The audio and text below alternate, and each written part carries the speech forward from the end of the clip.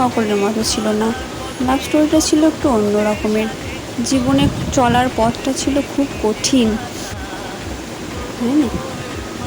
সালটা ছিল 2020। তখন আমি পড়ি ক্লাস 10-এ।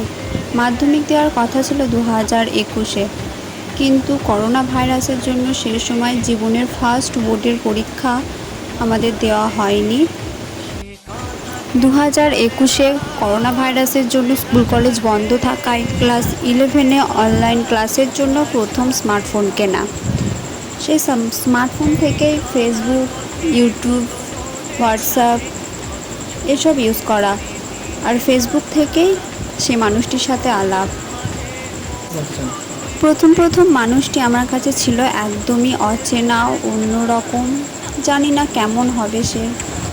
তারপর মেসেঞ্জার থেকে গল্প, চেনা জানা, তার পছন্দ অপছন্দ, সেখান থেকে বেশ ভালোই কাটছিল 2021-22। কিন্তু 2023টা ছিল জীবনের খুব কঠিন সময়। আজ এই পর্যন্তই। ভিডিওটি দেখার জন্য ধন্যবাদ। এই কঠিন সময় কাটিয়ে কিভাবে আজ দুজনে এক জায়গায় হয়েছি, একসাথে জীবনে চলার পথ শুরু করেছি, সেটি জানতে হলে অবশ্যই চ্যানেলটিকে সাবস্ক্রাইব করবেন।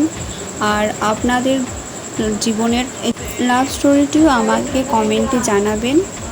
Thank you. ভিডিওটি ভালো লাগলে অবশ্যই লাইক, কমেন্ট, শেয়ার করে দেবেন। আবার দেখা হবে নেক্সট ভিডিওতে। বাই বাই বন্ধুরা।